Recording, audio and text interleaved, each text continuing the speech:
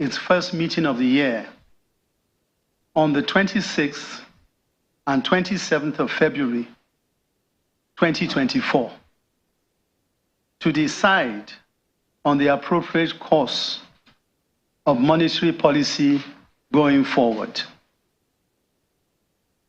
All 12 members of the committee attended the meeting. Decisions of the MPC. The committee decided to further tighten monetary policy as follows. 1, raise the MPR by 400 basis points to 22.75 from 18.75%.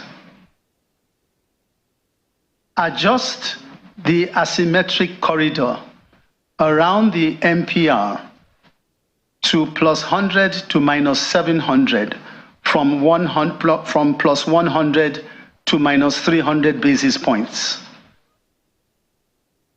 Raise the cash reserve ratio from 32.5% to 45%. Retain the liquidity ratio at 30%. In the opinion of the committee, the options available for decision was to either hold or hike the policy rate to offset the persistent inflationary pressures. Some of these reforms include the unification of the foreign exchange market, promotion of a willing buyer and willing seller market, removal of all limits on margins for IMTO remittances, introduction of a two-way quote system, and the broad reforms in the BDC segment of the market to restore stability, enhance transparency, boost supply, and promote price discovery in the Nigeria Autonomous Foreign Exchange Market, NAFEM. The committee reviewed the key financial indicators of the banking system and noted that the system remained stable.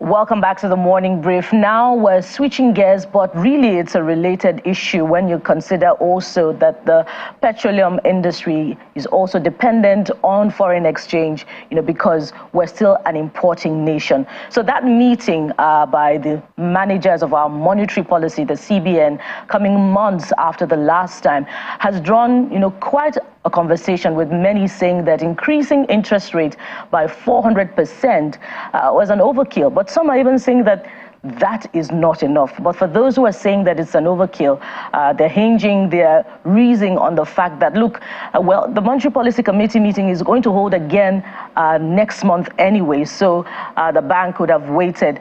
But let's get this conversation going as we welcome Mr. Emeka Obiareri, a development economist and investment banker. Mr. Obiareri, good morning and welcome to the morning brief. Good morning. Thanks for having me. Yes, so let's get right to it. So for you, 400 basis points, was it an overkill because the Monetary Policy Committee was going to meet again anyway next month, or is it inadequate, considering the circumstances that we find ourselves with Naira at 1,400 Naira to the dollar, but that's just a reduction now. It was pushing towards 1,900 Naira just a few days ago. What are your thoughts? It's an overkill, and it will not achieve the objectives for which it was intended. And we know what they are trying to do. Basically, by raising MPR to 22.75%, what they are looking at is attracting foreign portfolio investors, hot money investors. to come in with dollar inflows to buy T-bills and to buy bonds, to enable them have some level of liquidity to cushion and stabilize the economy in the very immediate short term. And basically, of course, within the next couple of days, you will see $1, $2, $3 billion of FPIs coming in. It's hot money. There's nobody that you give money that will not lick it. Basically, what these FPIs will do is that they will bring in their dollar, drop it to the CBN, hedge it, and then buy T-bills. Of course, they will be getting most monies within their climbs at 2%, 3%, 4%. Maybe hedge it and they put additional 2% cost. And they will cream out massively from our economy. 6 months, they are out again, and we are back to square one. But basically, this thing also destroy productive activities in Nigeria. I want you to see this clearly. At the anchor rate of 22.5%, 2.75%, banks are going to write to current credit debtors in their books to increase their lending rate to at least 35, 36%. If you're already having 30% at the banks will write you. At minimum, they will add is 36%. Now, if a manufacturer already has finance cost of 36, 35%, inflation is 29.9%, the guy adds 29.9% inflation on top of his cost. We are approaching 70-something%. And the guy now also add the cost of energy, which is also high, and add the cost of administration. You will discover that his production cost is inching up to about 100%. So how much will he sell? The same inflation we are trying to tackle will still go up because prices of goods and services will still go up. The manufacturer is not a Father Christmas. He will price in finance cost that has gone up. He will price in inflation that is at 29%. He will price in energy cost that is going out of the roof. And at the end of the day, we will end up distorting the economy and stifling economic activities. Basically, they've tackled one issue, but they've created multitude of other problems. You saw Nestle report. Nestle in 1 year got wiped out. 195 billion naira foreign exchange losses. It's not as if they lost money in their operation. It's not as if they had corporate governance issues. It's not as if they weren't manufacturing. In fact, they actually added 5 other products to their line, brought in about 65 billion new investment into the economy. But one night, they got wiped out. And there is something these people are not saying. You know, the banks have returned trillions of naira profit. Questions should be asked in an economy that is hemorrhaging, and in an economy where you have thousands and millions of MSMEs declaring losses, going bankrupt. The banks are declaring trillions of naira profit. Now, questions should be asked. On the one side of the profitability, go and do serious audits on the books of the banks without covering things up. There are thousands and 10,000s of companies in the banking system that are carrying billions, millions of FX-related losses that they are even trying to see how they can trade out. Now, with this added cost to their business, I wonder how they will even survive with the already albatross on their neck, which is FX. There is no honest business in Nigeria today, apart from the banks that took long position, FX position, and that enabled them to cream out. That is not suffering.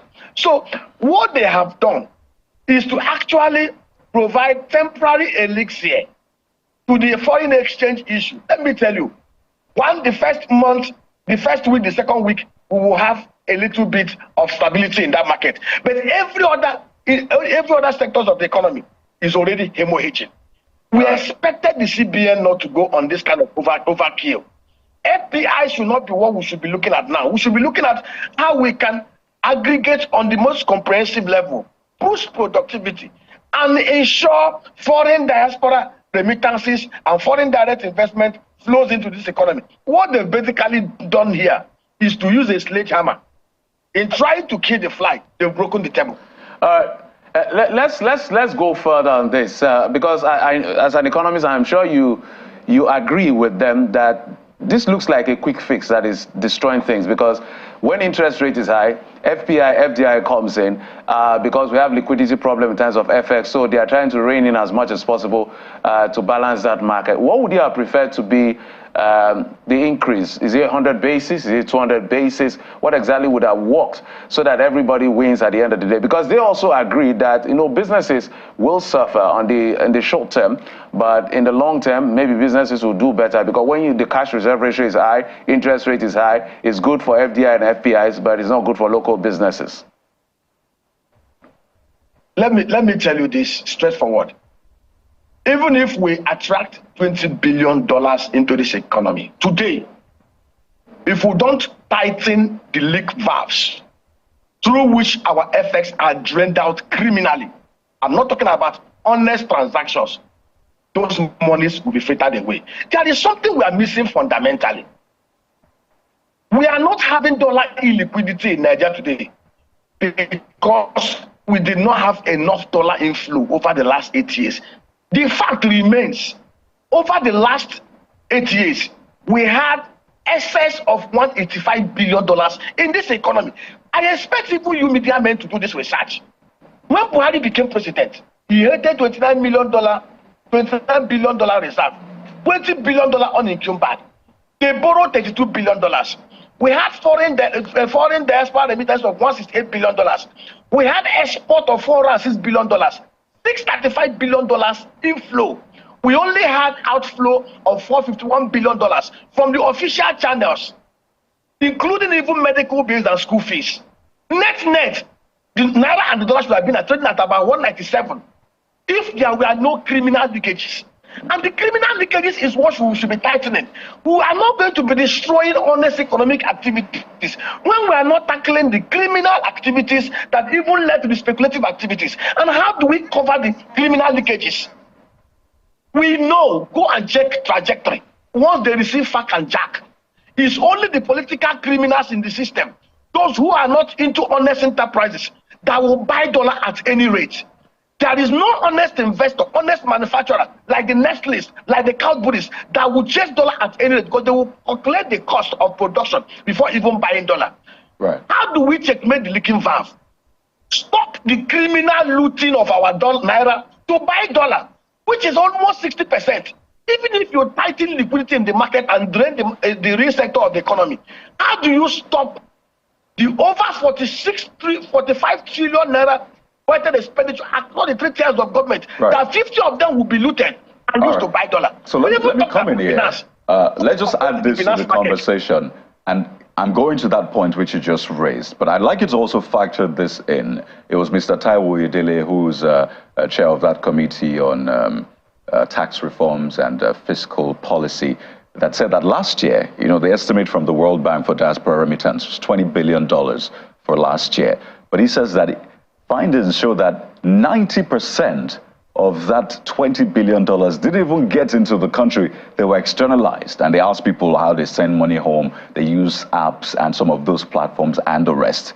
So that's also a part of the conversation. The dollars, according to him, don't come into the country. It's only the naira that comes in while the dollar is externalized. So we're not really getting the inflow, even though people were sending money according to that data. Add to that what is happening with Binance, with the reports that 2 of their officials were detained. The CBN governor on Tuesday said $26 billion had gone through Binance in 2023 alone. And their sources, information about that, hardly known. So do you factor that in as well? How do you see that affecting the whole, interplay of FX and the economy? Basically, what happened? Yemi Cardoso, to be very fair, by removing the band limit on IMTOs, by opening the two-way quote window, by liberalizing the market so that you can bring in your dollar at whatever rate you want, discuss with the banks and then collect your naira. He has actually stopped, what had been the reason why most people decided to go through other platforms. Before Yemi Cardoso became the CBN governor, of course, you knew what was happening in the market. We had, under the last regime, under Emefiele and Buhari, we had an atrocious arbitrage window between the official market and the parallel market rate of almost about 300 naira. And so basically, people were forced at the IMTO window to have a band of 2.5% based on the previous trading day closing price. So which does not make sense. Why will I bring in my dollar and I will exchange at official rate when I can actually go to other platform and get at the black market rate, which is about 300 naira more? So what Yemi Cardoso has done is to open up the market. Those people that, instead of moving their dollar through those other platforms, will now come into the official channel, which is very, very good. We will have inflows of dollar. That step he took was enough rather than going on this overkill. Basically, what we should be doing is, how do we protect the leakages? And we have said what they should do. And they know the truth. Executive bill to National Assembly. Ban use of dollar cash in Nigeria. Anybody that has more than $1,000 at any point in time cash should be jailed 2 years without option of fine. Bring your dollar, exchange at whatever rate, good and fine. Put your cash into your DOM account. There should not be any outflow out of Nigeria that is not backed with documentary letter of credit. Digitally driven in such a way, it must pass through CBN platform. And it can be done within hours and seconds. But it must be documented. Basically, what happened was that we have $185 billion over the last 8 years that slipped out of the system. Not through the official windows captured by the CBN. They used it to go to Dubai. It's estimated that we have $18 billion worth of houses by Nigerians. How did they fund it? But do you do you commend the federal government for this reported move on Binance? We're just winding down on that. We have 30 seconds. Do you think it's a way forward? The move on Binance? Like I said, it's not the way forward. It's not the way forward. I will explain to you why I say it's not the way forward. I will be shocked to note that the Binance crypto exchange platform do not have accounts in Nigeria. And even when we talk about people doing PSP, nobody moves Nigeria into Binance platform without having an account in the Nigerian banking system. Yeah. And that is why we are begging. I was shocked to hear that there are over 28 million accounts in Nigerian banking industry without BVN or NIN or TIN linked to it. What the Central Bank of Nigeria should do is to make it compulsory. For you to open an account in the banking industry, you must attach your NIN, your TIN, and your BVN. When we do this, and if you look at even most of those who use Binance or other crypto platforms to launder money, actually the political bandits. An honest investor and businessman will not go and tie his money on cryptocurrencies when there are legitimate transactions that he can do to make money. Which is why Nigerians are wondering why the CBN is saying that, look, they cannot trace those accounts, because statutorily, Nigerians should have a BVN and a NIN before they can have an account opened. There's so many legs to this conversation, whether or not the CBN, had consultations even with the fiscal side before they embarked upon this major policy decision. But we'd like to thank you very much, Mr. Nnemeka Obieri, development economist and investment banker. Thank you for your profound contributions on the program. Thanks for having me. Yes, and from monetary policy to influencing and fashion policy. When influencing and fashion meet, it's an awesome symbiotic relationship. We're going to be exploring the profits from that side. When we return from this break, you don't want to miss it. Stay with us. We'll be right back.